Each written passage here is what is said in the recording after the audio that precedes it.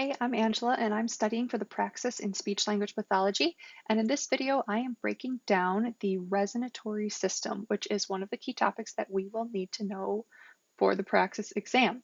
If you've been watching along, you'll note that there's a little bit of a change of scenery. I am, in fact, in my garage right now, but it's a long story and we're going to get through this either way.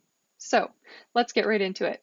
What is resonance? If I'm going to quote the book that I've been using, that advanced review of speech language pathology, it is the selective dampening or enhancement of specific frequencies. So it's creating a unique sound shape that distinguishes one kind of sound from another by selecting only certain frequencies to go through the vocal tract.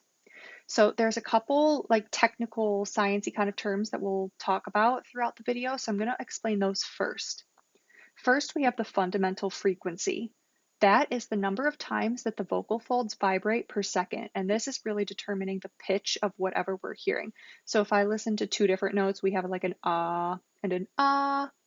Those are my vocal folds vibrating at different fundamental frequencies. And that is the loudest frequency that we're going to hear over everything else that's produced. So when the vocal fold produces that tone, it's not only producing that one specific tone. There are also a bunch of harmonics that are getting spat out at the same time. So harmonics are integer multiples of the fundamental frequency. So for example, you would take the fundamental frequency and then you would multiply it by 2 to get the first harmonic. Then you'd multiply the fundamental frequency by 3 to get the second, and so on and so forth. So if the vocal folds are vibrating at 300 hertz, the first harmonic would be 600, because 300 times 2.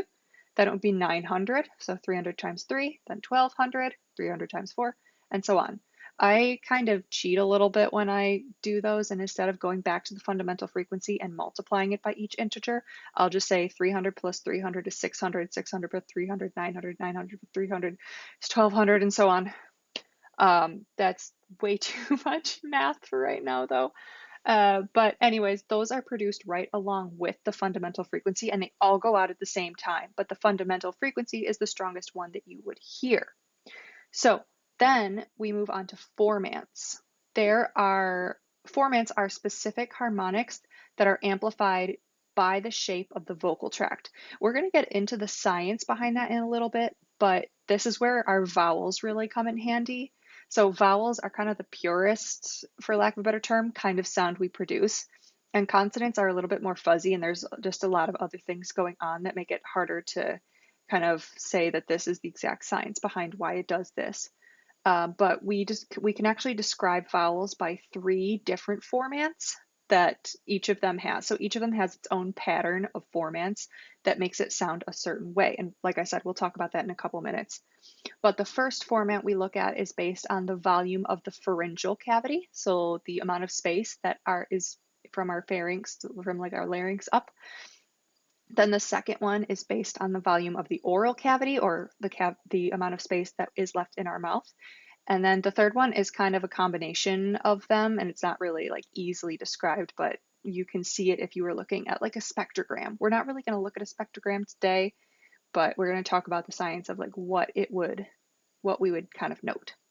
But this is how we can produce both an ah and an e with the same note. So I can go ah, e, and produce those at the same tone, but I can know that those are 2 different vowels because only certain harmonics are being amplified and then the rest are being dampened. So that's what it means to resonate. So the shape of my resonating cavity creates like a certain mold that the sound goes through, and it only amplifies certain things so that that specific pattern creates the vowel. Like I said, we'll explain it in a second. We're not really going to get into how to calculate the different formants too, because I haven't heard of anyone having to do the math like that on the Praxis, and I'm seriously hoping that that is the case. But if anyone has heard of that, let me know and I can make sure that I'm ready, and then once I get ready about that, I can share it with you guys. But I really don't want to be blindsided by math, so like I said, if anyone's heard of that, please let me know. So main structures that we think of when we're talking about the resonatory system. We've got the velum, which is your soft palate in the back of your mouth, the back part of the roof of your mouth. and that raises and lowers to cut off the nasal cavity from the oral cavity. So for some sounds, when we talk about nasal consonants, the velum comes down and the voice is shaped all the way up and through the nose instead of out the oral cavity, which is where all the vowels are. So we're really not going to talk about it going up through the nose, but more so because the vowels they come through the oral cavity. We're also going to talk about the pharynx, which constricts and opens, and it gets taller and shorter depending on how the tongue moves, which is the next structure that we want to know. There are anatomy notes posted for all three structures on Pinterest, and I'll be making a quick guide for the tongue pretty soon, probably within the next couple weeks. That'll also be posted. But basically, the tongue can shape mostly the oral cavity, but it also impacts the volume of the pharyngeal cavity, and we'll get into that in a minute. Finally, we also think about the lips, which change the volume of the oral cavity. Okay, back to the velum. We're going to talk about velopharyngeal closure patterns. I put a quick guide on Instagram and TikTok, so if you wanted to check that out and save it for future reference, feel free. But just a quick rundown, we have a coronal closure pattern, where that's just the velum coming up and blocking off the nasal cavity, so all of the voice and the air has to go out of the mouth. Then there's a sagittal closure pattern, which is the sides of the pharyngeal cavity that come together like this. It's the lateral pharyngeal walls. They close off like this. There's also, and it's above here, so again, it's closing off. Anytime we're talking about velopharyngeal closure, we're talking about closing off the nasal cavity from the rest of everything else that's going on down here. So coronal, the velum just lifts up and blocks it off. Sagittal, the pharyngeal walls close like this and blocks it off. We have circular, which is when the velum goes up and the sides close. So you've got this like up and in sort of thing closing it off. And then finally, this is like the tightest one we got, is circular with passavant's ridge. So that is the velum goes up, the lateral walls go in, and the superior pharyngeal constrictor, which is like part of the back wall of the pharynx, that comes forward and makes like a bump. So it's like everything is tightly enclosed in a circle. But now we're going to move on and get into the meat of the video. So this is the science behind it. And this was kind of confusing for me when I first learned about it, but then after I learned about it from a couple different angles, it made like a lot more sense. So I would say be patient with yourself if you don't understand it the first time, because it is really a complicated topic and it took me like forever to figure it out. So you're going to get there though. And we're in this together, guys. Honestly, we got this. We're going to be fine. Anyways, so overview of what it is there is a source and a filter and then an output. So the source is our true vocal folds that produce the raw voice. The vocal folds are responsible for the pitch that we perceive, the intensity or the loudness of the voice, the duration or how long the sound goes for, and then the phonatory quality. So we're thinking about, is it a clear voice? Is it a rough voice? Or is it breathy? Or is it hoarse? Then we have the filter, which is the vocal tract. So the whole vocal tract, which includes like your pharyngeal cavity, your nasal cavity for like nasal sounds, and then your oral cavity. This imposes formants on the raw voice by dampening and amplifying certain harmonics that pass through. That's called the transfer function, and we'll talk about that in a little bit.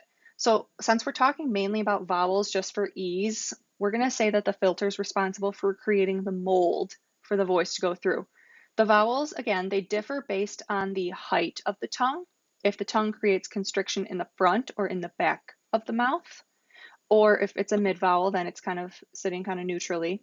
And then finally, how rounded the lips are. So you can have a rounded vowel or an unrounded vowel. Those three create the filter that the sound goes through to create the final output, which is the real sound that we hear that maintains the pitch, but it has its own unique tone or unique quality that makes it different from another sound.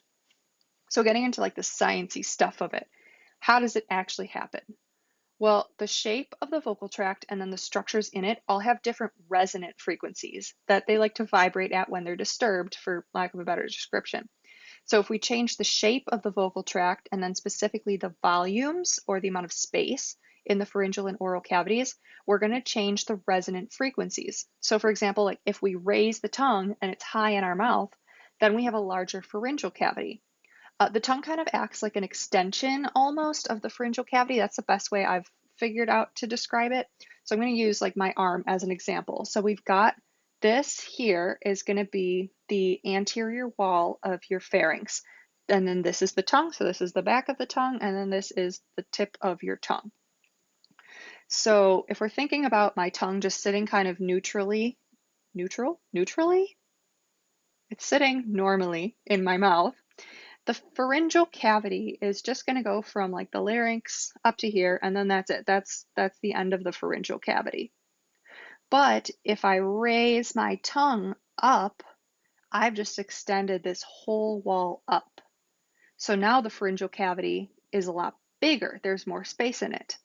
But if I put my tongue down and I have it low in my mouth, there's no more room. So it's a shorter or a smaller pharyngeal cavity. Then if we talk about the volumes of the oral cavity, that depends on the location of constriction and the lip protrusion. So if the tongue constricts the cavity in the back, so if the tongue part moves up for a vowel, kind of like ooh is a back vowel, we have a larger oral cavity because everything in front of the point of constriction is counted as oral cavity. So if I'm constricted back here, so this is the roof of my mouth. So tongue is here at its neutral position. I raise the tongue, and then all this space here is in front of the point of constriction. So that is the oral cavity. So it's pretty large.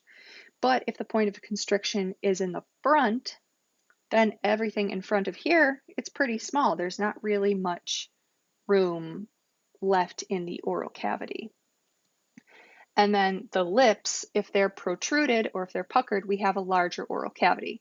And then if they're unrounded, then there's a smaller oral cavity because they're kind of an extension of it. So they can extend it by puckering and moving out, or they can, when they're relaxed, then it would be a smaller oral cavity.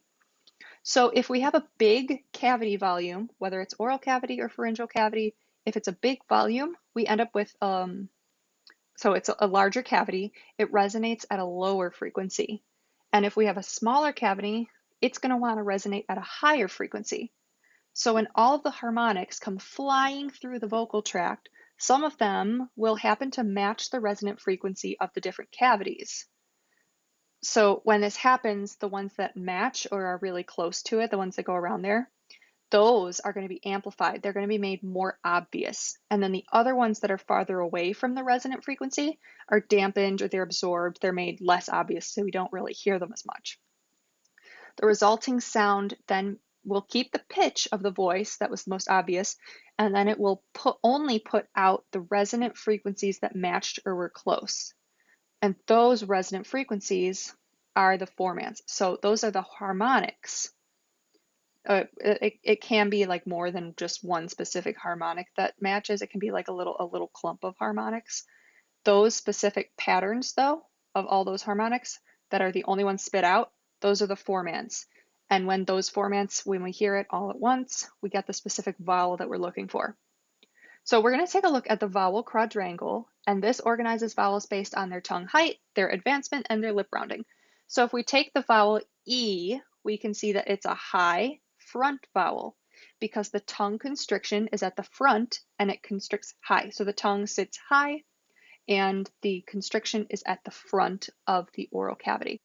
We also know that the lips are unrounded for this vowel. So if we think then about the cavity volumes, we could say that the pharyngeal cavity is larger because the tongue is high, and the oral cavity is about as small as it can get because the lips are unrounded and the point of constriction is at the front.